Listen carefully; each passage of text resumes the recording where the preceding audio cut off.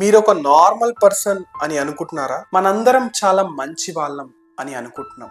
కానీ psychology experiments ఏమంటున్నాయంటే మనకి power ఇచ్చినా, ప్రెషర్ పెట్టినా, లేక అథారిటీ ఆర్డర్ ఇచ్చినా ఒక నార్మల్ పర్సన్ కూడా చాలా సీరియస్ డెసిషన్స్ అయితే తీసుకుంటాడు అని సైన్స్ అయితే చెప్తుంది. ఫస్ట్ ఎక్స్పెరిమెంట్ వచ్చేసి ద స్టాన్ఫోర్డ్ ప్రిజన్ ఎక్స్పెరిమెంట్. ఇది కండక్ట్ చేసింది 1971లో. ఇది కండక్ట్ చేసింది సైకాలజిస్ట్ అయిన ఫిలిప్ జింబారో. 1971 అమెరికా స్టాన్ఫోర్డ్ యూనివర్సిటీలో ఒక ఎక్స్పెరిమెంట్ చేద్దామని డిసైడ్ అయ్యారు. అదే ఎక్స్పెరిమెంట్ లో భాగంగా 24 మెంబర్స్ స్టూడెంట్స్ ని సెలెక్ట్ చేసుకొని వాళ్ళని 2 గ్రూప్స్ గా డివైడ్ చేశారు. ఒక గ్రూప్ వచ్చేసి ప్రిజనర్స్, ఒక గ్రూప్ వచ్చేసి గార్డ్స్. ఒక ఇంపార్టెంట్ విషయం ఏంటంటే ఆ స్టూడెంట్స్ 24 మందికి ఎవ్వరికి మెంటల్ హెల్త్ ఇష్యూస్ అయితే లేవు. ఇది గుర్తుపెట్టుకోండి. సో ఇప్పుడు 2 గ్రూప్స్ అయితే రెడీ అయినాయి. ఒక గ్రూప్ లో ఖైదీలు, ఒక గ్రూప్ లో వచ్చేసి గార్డ్స్. మరి ఇప్పుడు ఎక్స్పెరిమెంట్ షురు. సింపుల్ గా స్టాన్ఫోర్డ్ యూనివర్సిటీలో ఉన్న బేస్మెంట్ అయితే జైల్లా కన్వర్ట్ చేశారు. ఆ తర్వాత ఈ 12 మంది ఖైదీలు ఉన్నారు కదా ఒక గ్రూప్ లో, గ్రూప్ 1లో. సో వాళ్ళందరికీ ఖైదీల డ్రెస్ వేయించి వాళ్ళకి నెంబర్ కోడ్స్ అయితే ఇచ్చేశారు. సెకండ్ గ్రూప్ వాళ్ళకు కూడా వాళ్ళ డ్రెస్లు అయితే వాళ్ళకి ఇచ్చి వాళ్ళకి ఫుల్ అథారిటీ అయితే ఇచ్చారనమాట. సేమ్ ప్రిజనర్స్ లా బిహేవ్ చేయమని చెప్పేసి, గార్డ్స్ ని గార్డ్స్ లా బిహేవ్ చేయమని చెప్పేసి. సో ఇప్పుడైతే ఎక్స్పెరిమెంట్ భాగంలో ఫస్ట్ డే అయితే చాలా నార్మల్ గా వెళ్ళింది. ఎవరు ఎటువంటి డిస్టర్బెన్స్ లేదు. వాళ్ళు సైలెంట్ గా ఉన్నారు, వీళ్ళు సైలెంట్ గా ఉన్నారు. ఎందుకంటే వాళ్ళు నిజమైన ఖైదీలు, నిజమైన పోలీసులు కాదు కాబట్టి. సో అంత నార్మల్ గానే జరిగింది. కానీ సెకండ్ డే అయితే ఈ పోలీసులు, ఈ గార్డ్స్ ఉన్నారు కదా, వాళ్ళలో అయితే కొంచెం అగ్రెషన్ స్టార్ట్ అయింది. ఎందుకంటే వాళ్ళు మెంటల్ గా ఒకటి ఫీల్ అయ్యారు. మాకు చాలా అథారిటీ ఉంది, మాకు పవర్ ఉంది, ఇప్పుడు ఆ ఖైదీలను మేము టార్చర్ చేయాలి, వాళ్ళని ఇరిటేట్ చేయాలని చెప్పేసి సెకండ్ డే అయితే స్టార్ట్ చేశారు. ఆ తర్వాత ఖైదీలు కూడా సేమ్ అట్లనే రియాక్ట్ అవ్వడం స్టార్ట్ అయ్యారు. మెంటల్ గా చాలా లో అయిపోయి, డిస్టర్బ్ అయిపోయి, నిజంగానే మేము ఖైదీలం అని చెప్పేసి ఒక మెంటల్ హెల్త్ చాలా డ్రాప్ అయింది అందరిది. సో వీళ్ళది రైజ్ అయింది, వీళ్ళది డ్రాప్ అయింది. మొత్తం ఒకలాంటి ఫైట్ అయితే జరిగింది.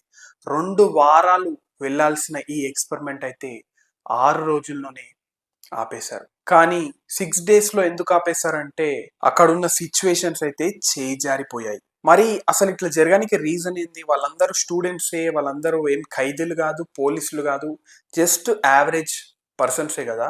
మరి ఇట్లా జరగడానికి రీజన్ ఏంటంటే, సో ఈ ఎక్స్పెరిమెంట్ కండక్ట్ చేసింది అందుకు.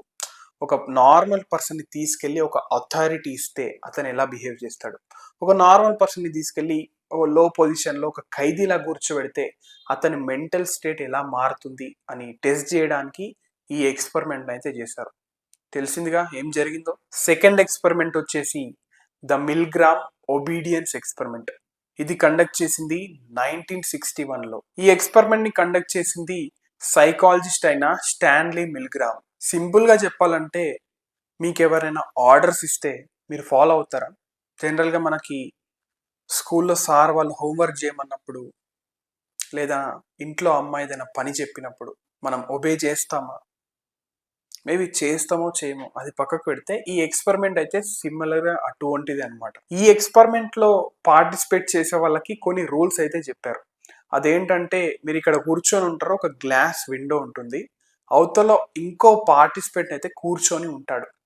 సో మీరైతే వాళ్ళకి ఆ గ్లాస్ అవతల కూర్చున్న వాళ్ళకైతే కొన్ని క్వశ్చన్స్ అడగాల్సి ఉంటుంది. వాళ్ళు తప్పుగా సమాధానం చెప్పిన ప్రతిసారి మీరైతే కొన్ని వాట్స్ ఎలక్ట్రిసిటీని అయితే రిలీజ్ చేయాల్సి ఉంటుంది. సింపుల్ గా చెప్పాలంటే షాక్ ట్రీట్మెంట్ లాంటిది. మరి వీళ్ళు ఒబే చేస్తారా లేదా ఇప్పుడు తెలుసుకుందాం. ఇక్కడే ఒక ట్విస్ట్ అన్నమాట. పార్టిసిపెంట్స్ ఎవరైతే కూర్చొని ఉన్నారో, లైక్ షాక్ ఎవరైతే రిలీజ్ చేస్తారో వాళ్ళకైతే ఒక సీక్రెట్ ని దాచిపెట్టారు. అదేంటంటే ఆ షాక్ అనేది ఒరిజినల్ కాదు, అది జస్ట్ ఫేక్ అన్నమాట. ఆ గ్లాస్ డోర్ అవతల కూర్చున్న వాళ్ళు ఒట్టి యాక్టర్స్ అన్నమాట. కానీ యాక్టర్స్ అన్న సంగతి వీళ్ళకైతే తెలియదు. సో ఎక్స్పెరిమెంట్ అయితే స్టార్ట్ అయింది. వీళ్ళు క్వశ్చన్స్ అడుగుతూనే ఉన్నారు, వాళ్ళు తప్పు ఆన్సర్స్ ఇస్తూనే ఉన్నారు. ఎందుకంటే అది ఎక్స్పెరిమెంట్ కదా. సో వాళ్ళు తప్పు ఆన్సర్స్ ఇస్తూ ఉన్నారు, వీళ్ళు షాక్ అయితే రిలీజ్ చేస్తున్నారు. 15 వాట్సే కదా, చిన్న చిన్నగా షాక్ రిలీజ్ చేస్తున్నారు. స్లోగా వాళ్ళు తప్పు ఆన్సర్స్ ఇస్తూ ఉన్న కొద్దీ వీళ్ళైతే షాక్ పెంచుతూ వెళ్ళాలి. కానీ అక్కడ వాళ్ళు యాక్టర్స్ కదా, వాళ్ళైతే గట్టి గట్టిగా అరుస్తున్నారు. నాకు హార్ట్ ప్రాబ్లం ఉంది, నాకు బ్రీతింగ్ రావట్లేదు, ప్లీజ్ ఆపేసేయండి, ఎక్స్పెరిమెంట్ ఆపేసేయండి అని చెప్పేసి వాళ్ళైతే గట్టి గట్టిగా అరుస్తున్నారు. మరి మనుషులు కదా, మరి అర్థం చేసుకుంటారా, వీళ్ళు కొంచెం బాధపడతారా? ఇక్కడే ఒక ఇంపార్టెంట్ ఇంట్రెస్టింగ్ విషయం అయితే జరిగింది. అదేంటంటే 65% పార్టిసిపెంట్స్ ఎవరైతే ఉన్నారో వాళ్ళైతే 450 వాట్స్ దాకా షాక్ నైతే రిలీజ్ చేశారు. కానీ వీళ్ళందరూ మనుషులే కదా, కొంచెం కనికరం ఉండాలి కదా, వాళ్ళంతా అరుస్తున్నారు. ఓకే, వాళ్ళ యాక్టర్స్ అదంతా వీళ్ళకి తెలియదు, కానీ వీళ్ళకైతే ఆ నిజం తెలియదు కదా, వాళ్ళు ఎక్స్పెరిమెంట్ అని చెప్పేసి. బట్ వాళ్ళు అంతగా అరుస్తున్నప్పుడు వీళ్ళకి అసలు మనసు ఎట్లా ఒప్పింది అట్లా కరెంటు ఎక్కువ పెంచడానికి అంటే? పక్కనే ఒక సైంటిస్ట్ కోట్ వేసుకొని ఒకడు ఏం చెప్తున్నంటే, నేను చెప్పింది నువ్వు వినాలి, నీకు ఇంకా ఏ ఆప్షన్ లేదు అని చెప్పి అనేసరికి వాళ్ళైతే ఆ 65% మంది అయితే 450 వాట్స్ వరకు కరెంట్ నైతే రిలీజ్ చేశారు. సో ఈ ఎక్స్పెరిమెంట్ అయితే అయిపోయింది. ఈ ఎక్స్పెరిమెంట్ ఒక ముఖ్య ఉద్దేశం ఏంటంటే, మనకి పైనుండి ఏదైనా ప్రెషర్ ఉన్నప్పుడు, అథారిటీ ప్రెషర్ ఉన్నప్పుడు మనమైతే మన మోరల్ వాల్యూస్ ని మర్చిపోతాం. థర్డ్ ఎక్స్పెరిమెంట్ వచ్చేసి ద యాష్ కన్ఫర్మిటీ ఎక్స్పెరిమెంట్. ఇది కండక్ట్ చేసింది 1950s టైంలో. ఈ ఎక్స్పెరిమెంట్ ని కండక్ట్ చేసింది సైకాలజిస్ట్ అయిన సోలోమాన్ యాష్. ఇదైతే చాలా సింపుల్ ఎక్స్పెరిమెంట్, కానీ ఈ ఎక్స్పెరిమెంట్ గురించి మాట్లాడుకునే ముందు ఒక స్టోరీ అయితే చెప్దాం అనుకుంటున్నాం. మనందరం చాలా కనెక్ట్ అవుతాం. మనం స్కూల్లో ఉన్నప్పుడు ఫర్ సపోజ్ టీచర్ ఒక క్వశ్చన్, ఒక గ్రూప్ ఆఫ్ మెంబర్స్కి ఒక క్వశ్చన్ అయితే అడిగింది. ఫర్ సపోజ్ క్లాస్లో 100 మెంబర్స్ ఉన్నారు. 50 మెంబర్స్ని లేపి క్వశ్చన్ అడిగితే వాళ్ళందరూ 50 మెంబర్స్ అందరూ తప్పు సమాధానం అయితే చెప్పారు. కానీ ఇప్పుడు మీ టర్న్ వచ్చింది, మీకు ఆ ఆన్సర్ తెలుసు, ఆ కరెక్ట్ ఆన్సర్ ఏంటో తెలుసు, కానీ మీరు అక్కడ 50 మెంబర్స్ తప్పుగా జవాబు ఇచ్చారని చెప్పేసి మీరు కూడా రాంగ్ ఆన్సర్ అయితే ఇచ్చారు. ఇది నిజమేనా? నేనైతే ఇచ్చినట్లే, మరి మీరు కూడా ఇచ్చారా? ఈ ఎక్స్పెరిమెంట్ కూడా అట్లాంటిదే అనమాట. ఒక 7 మెంబర్స్ని రెడీ చేసి వాళ్ళకి ఓన్లీ రాంగ్ ఆన్సర్స్ మాత్రమే ఇవ్వాలి అని చెప్పేసి ప్రిపేర్డ్గా ఉంచారు. 1 లైన్ లెంత్ ఎంతో కంపేర్ చేయాలి. సో ఆప్షన్స్ కూడా ఇచ్చారనమాట. కానీ ఆ 7 మెంబర్స్ ఎవరైతే ప్రిపేర్డ్గా ఆల్రెడీ రెడీగా ఉన్నారో వాళ్ళందరూ రాంగ్ ఆన్సర్ అయితే ఇచ్చారు. కానీ మిగతా స్టూడెంట్స్ ఎవరైతే ఉంటారో వాళ్ళకి కరెక్ట్ ఆన్సర్ తెలుసు, కానీ వాళ్ళు కూడా ఆల్మోస్ట్ 65 to 75% మెంబర్స్ అయితే వాళ్ళకి రియల్ ఆన్సర్, కరెక్ట్ ఆన్సర్ తెలిసినా కూడా వాళ్ళైతే లేచి రాంగ్ ఆన్సర్ చెప్పారు. ఎందుకంటే జస్ట్ అక్కడ 7 మెంబర్స్ రాంగ్ ఆన్సర్స్ చెప్పి వాళ్ళు నిలబడి ఉన్నారు. So just to match that group. So ఆ గ్రూప్ని మ్యాచ్ చేయాలి కాబట్టి వాళ్ళు కూడా ఆన్సర్ తెలిసిన తప్పు ఆన్సర్ అయితే చెప్పారు. సో ఆల్రెడీ మీకు అర్థమైపోవచ్చు ఈ ఎక్స్పెరిమెంట్ అసలు ఎందుకు కండక్ట్ చేశారు, దీనివల్ల అసలు లాభం ఏందని చెప్పేసి. సో మీలో చూస్తున్న వాళ్ళు ఆల్రెడీ కనెక్ట్ అయిపోయి ఉంటారు. మనకి ఎప్పుడు ఒక చిన్న భయం అయితే ఉంటది అనమాట, ఒక ఐసోలేషన్ లాగా ఫీల్ అవుతాం, ఒక చిన్న ఫియర్ అయితే ఉంటది అనమాట. ఎందుకంటే ఒక 10 మంది తప్పు చేస్తే, ఒక 10 మంది ఆల్రెడీ తప్పు చేసి నిలబడి ఉంటే మనం సడన్ గా కరెక్ట్ చేయాలి, కరెక్ట్ ఆన్సర్ చెప్పి నిలబడాలని చెప్పేసి అనుకోం. జస్ట్ సైలెంట్ గా ఎందుకులే మనకి ఇదంతా గొడవ అని చెప్పేసి ఆ గ్రూప్ లో జాయిన్ అయిపోతుంది కదా. ఈవెన్ దో మనకు ఆన్సర్ తెలుసు కానీ చెప్పం. సింపుల్ గా ఈ ఎక్స్పెరిమెంట్ అయితే అదే ప్రూవ్ చేసింది. సో ఈ వీడియో వచ్చింది కాబట్టి ఒక చిన్న ఎగ్జాంపుల్ గా ఇద్దాం అనుకుంటున్నాం మనం రెగ్యులర్ లైఫ్ లో చూసేది. సో ఇది ప్రస్తుతం అయితే సోషల్ మీడియా ఎక్కువ ఇన్ఫ్లుయెన్స్ చేస్తుంది అనమాట. ఫర్ సపోజ్ మీరు ఒక సినిమాకి వెళ్ళారు, సినిమా చూసి బయటికి వచ్చిన తర్వాత మీకు చాలా హ్యాపీగా ఫీల్ అయ్యారు, మీకైతే ఆ సినిమా చాలా బాగా నచ్చింది. కానీ మీరు ఇంటికి వెళ్ళిన తర్వాత సోషల్ మీడియా ఓపెన్ చేస్తే ఆ సినిమాకి కంప్లీట్గా ఫ్లాప్ టాక్ ఉంది. అట్లా ఒక రోజు, 2 రోజులు, 3 రోజులు చూడగానే మొత్తం అట్టర్ ఫ్లాప్ అయిపోయింది మూవీ. ఆ సినిమా అసలు మీ ఫ్రెండ్స్ గ్యాంగ్లో, మీ గ్రూప్లో చూసిన వాళ్ళు ఎవ్వరికి నచ్చలేదు. కానీ మీరిగిన ఆ సినిమా చూసారు కదా, కానీ మీకు నచ్చింది. కానీ ఇంతమంది జనాలు అది నచ్చలేదు, ఫ్లాప్ అయిందని చెప్పారు కాబట్టి స్లోగా మీకు కూడా ఆ సినిమా బాగాలేదులే అని చెప్పేసి అనుకుంటారు. ఇది ఎప్పుడైనా జరిగిందా? ఒకవేళ జరుగుంటే ఏ సినిమాకి జరిగింది కమెంట్ చేయండి. 4th ఎక్స్పెరిమెంట్ వచ్చేసి ద లిటిల్ ఆల్బర్ట్ ఎక్స్పెరిమెంట్. ఇది కండక్ట్ చేసింది 1920లో. ఈ ఎక్స్పెరిమెంట్ ని కండక్ట్ చేసింది సైకాలజిస్ట్ అయిన జాన్ బి వాట్సన్. ఈ ఎక్స్పెరిమెంట్ గురించి మాట్లాడుకోవాలంటే ఈ ఎక్స్పెరిమెంట్ కండక్ట్ చేసింది ఒక చిన్న బాబు, ఆల్బర్ట్ అనే ఒక చిన్న అబ్బాయితో అయితే ఈ ఎక్స్పెరిమెంట్ ని కండక్ట్ చేశారు. సింపుల్గా చెప్పాలంటే ఒక వైట్ ర్యాట్ని ఆ అబ్బాయికి రోజు చూపిస్తూ ఉన్నారు. ఆ వైట్ ర్యాట్ని చూపించడం, ఆ అబ్బాయి నవ్వడం చాలా హ్యాపీగా, ఎటువంటి ఫియర్ లేదు. జస్ట్ ఆ వైట్ ర్యాట్ని చూపిస్తే ఆ అబ్బాయి నవ్వడం. సో ఇట్లా కొన్ని రోజులు జరుగుతూ వచ్చింది.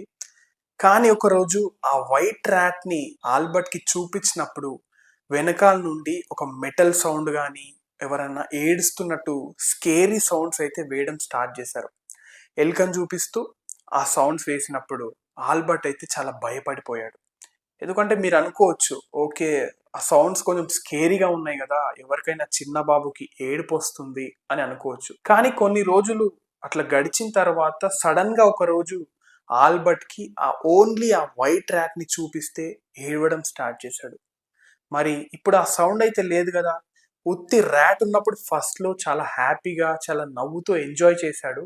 కానీ ఇప్పుడు జస్ట్ ఆ ఎలుకని చూపిస్తే ఆల్బర్ట్ అయితే ఏడవడం స్టార్ట్ చేశాడు. దీనికి ఒక సింపుల్ రీజన్ అయితే ఉంది. అదేంటంటే బేబీ బ్రెయిన్ ర్యాట్ ని ఫియర్ తో కనెక్ట్ చేసింది. దీనినే కండిషనింగ్ అని అంటారు. ఈ ఎక్స్పెరిమెంట్ అయితే ఇక్కడితో అయిపోయింది. కానీ తర్వాత కొన్ని ఇంట్రెస్టింగ్ విషయాలు అయితే జరిగాయి. అదేంటంటే ముందు ర్యాట్ ని, ఓన్లీ వైట్ ర్యాట్ ని చూస్తే భయపడ్డ ఆ అబ్బాయి కొన్ని రోజుల తర్వాత వైట్ ర్యాబిట్ ని చూసినా, వైట్ డాగ్ ని చూసినా, ఇంకా శాంటా క్లాస్ వైట్ గడ్డాన్ని చూసినా భయపడడం స్టార్ట్ చేశాడు. అంటే వైట్ ఎంత ఫియర్ స్ప్రెడ్ చేసిందో చూసారా. మీలో ఉన్న కొన్ని భయాలు కూడా కండిషనింగ్ వల్ల కావచ్చు. ఒకసారి చెక్ చేసుకోండి. ఈ 4 ఎక్స్పెరిమెంట్స్ చెప్పేది చాలా సింపుల్ ట్రూత్. అదేంటంటే హ్యూమన్ బిహేవియర్ ఎప్పుడు స్టేబుల్ కాదు. సిచ్యువేషన్స్ చేంజ్ అవుతాయి, బిహేవియర్ కూడా చేంజ్ అవుతుంది. పవర్, అథారిటీ, గ్రూప్ ప్రెషర్, ఇంకా కండిషనింగ్. సింపుల్ గా చెప్పాలంటే మీ పర్సనాలిటీ పర్మనెంట్ కాదు, మీ చుట్టుపక్కల ఉన్న ఎన్విరాన్మెంట్ అయితే ఇన్ఫ్లుయెన్స్ చేస్తుంది. సో నెక్స్ట్ టైం గుర్తుపెట్టుకోండి, అథారిటీని అస్సలు బ్లైండ్ గా ఫోకస్ చేయొద్దు. ఒక గ్రూప్ మొత్తం తప్పు ఆన్సర్స్ చెప్పినా మీరైతే రైట్ ఆన్సరే చెప్పండి. మీకు రాత్రికి రాత్రి పవర్ వచ్చినా అందరితో హంబుల్ గా ఉండండి. మీ భయాలన్నింటినీ క్వశ్చన్ చేయండి. చాలు. సైకాలజీ చెప్పేది ఏంటంటే హ్యూమన్ మైండ్ చాలా పవర్ఫుల్ వెపన్, కానీ అదే వెపన్ ఒకరోజు డేంజరస్ వెపన్ గా మారొచ్చు. కానీ ఈ వీడియో తర్వాత మీకు అవేర్నెస్ అయితే ఉంది. సో ఇప్పుడు నా క్వశ్చన్ ఏంటంటే, మీ మైండ్ ని మీరు కంట్రోల్ చేస్తారా లేదా సిచ్యువేషన్స్ కంట్రోల్ చేస్తాయా? కమెంట్ చేయండి. సో వీడియో ఎట్లా అనిపించింది కమెంట్ చేయండి. మన వీడియోని లైక్ చేసి మీ ఫ్రెండ్స్ అండ్ ఫ్యామిలీ అందరితో షేర్ చేయండి. అండ్ ఇంకో విషయం, సబ్స్క్రైబ్ చేసుకోవడం మర్చిపోవద్దు. ఇట్లాంటి ఇంకో మంచి వీడియోతో కలుద్దాం. Thank you so much.